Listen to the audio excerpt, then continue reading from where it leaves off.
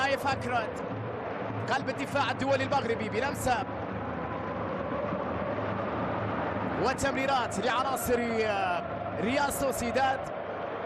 181 مباراة جمعت بين الفريقين في كل المسابقات، 100 انتصار لريال مدريد، 38 انتصار للفريق الباسكي مقابل 42 مباراة انتهت بالتعادل. لكن ماذا عن هذه اللقطة خطيرة لسوسيداد والتسديد،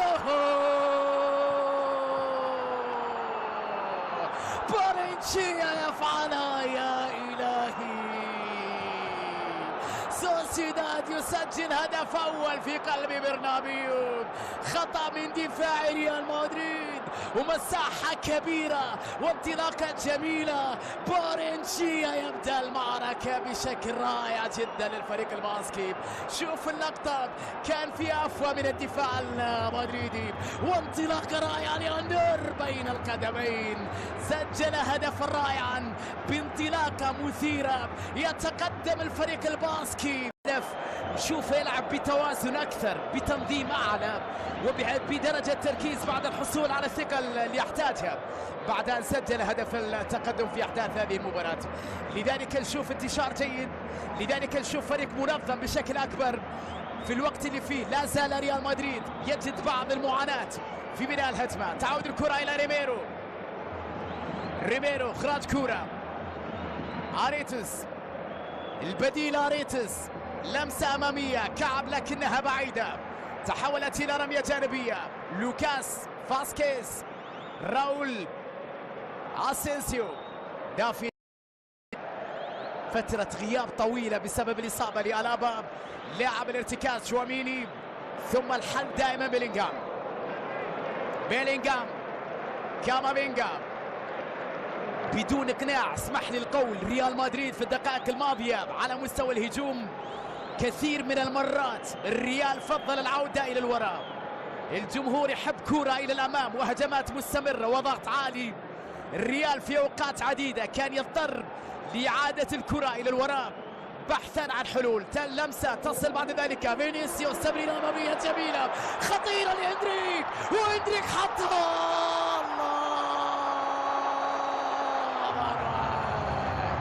الله على كرة جميلة ساحرة وهدف التعادل لمصلحة إندريك بروعة. يا فيني يا عيني فيني الساحر في التمريرة الجميلة بانطلاقة بعد أن اختصر المساحات. فينيسيوس حط كرة للنجم الشاب المتألق. إندريك يواصل اللمعان في الكوبا ديل ري، طلب كرة جاءت في المساحة، جاءت على طبق من ذهب. الفينش كان عالي يا ولد، رائع جدا يا ولد، لقطة ولا أروع، جميلة جدا من جانب إندريك. الريال يعود في هذه المباراة بروعة بلمسات برازيلية جميلة وبهدف في منتهى الجمال من جانب إندريك. ولا تنسى بنا تقريبا من آخر دقيقتين على نهاية الشوط الأول. الكرة تصل من جانب زوبيلديا، كامافينجا استخلاص كرة لكن بخطأ، خطأ احتسب حكم المباراة لمصلحة كوبو. بالسلامة إن شاء الله. تدخل بخطأ وأظن بإنذار أيضا على كامافينجا.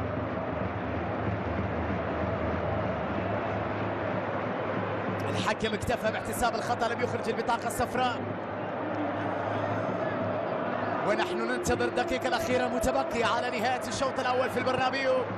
طويلة الكرة أمامية لكنها بعيدة عن الكل. لونين، تدخل رائع بالراس. رودريغو، لمسة صعبة وتعود بعد ذلك لمصلحة سوتشيتش.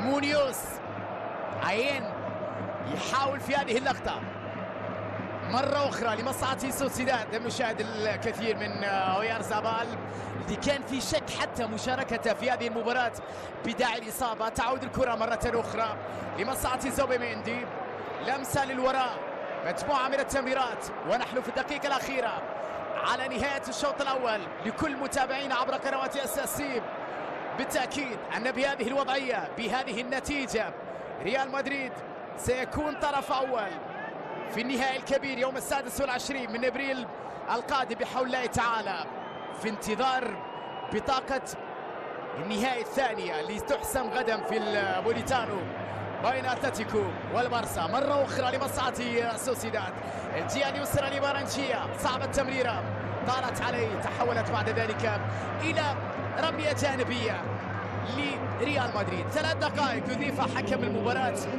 خافير روخاس كوقت بدل ضائع في أحداث الشوط الأول.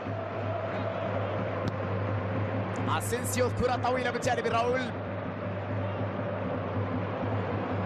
بيلينغهام صعب اللقطة وبالتالي أقرب لدفاع فريق ريال سوسيداد.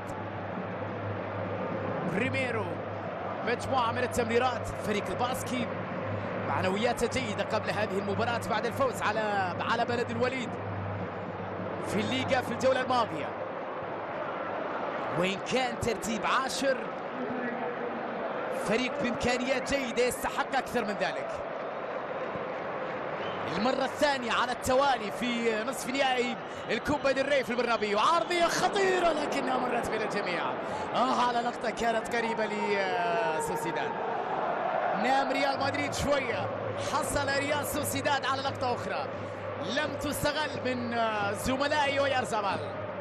العرضية من مونيوز كانت تحتاج هداف، عدت بين الجميع، مرت لحسن حظ كارلو أنها عدت، لم تستغل من الفريق الباسكي لتبقى النتيجة على وضعيتها بدون تغيير. فينيسيوس بلمسة وخطأ يحتسب الحكم لمصلحة المرينج. خطأ لريال مدريد. خلاص دقيقة أخيرة تقريبا على نهاية الشوط الأول.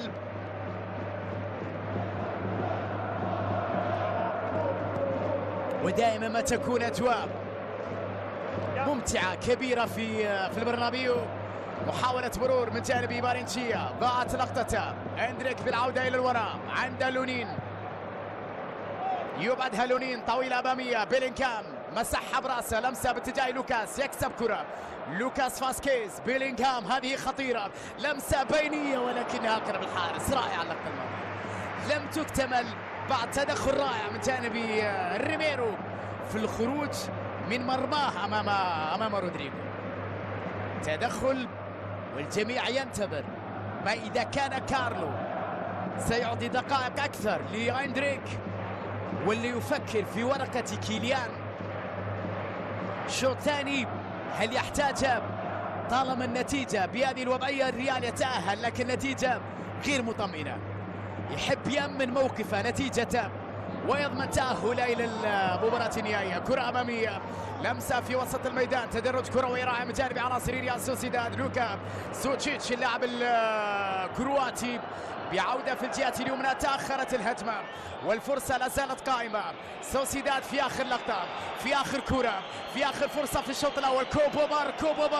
كوبو يحاول أن يمر أيضا، لكن التغطية بعد ذلك من الدفاع، وصافرة تنطلق في هذه الأثناء من جانب حكم المباراة، ليس لإنهاء الشوط الأول لكن للتأكد من لقطة كوبو ما إذا كان فيها شيء.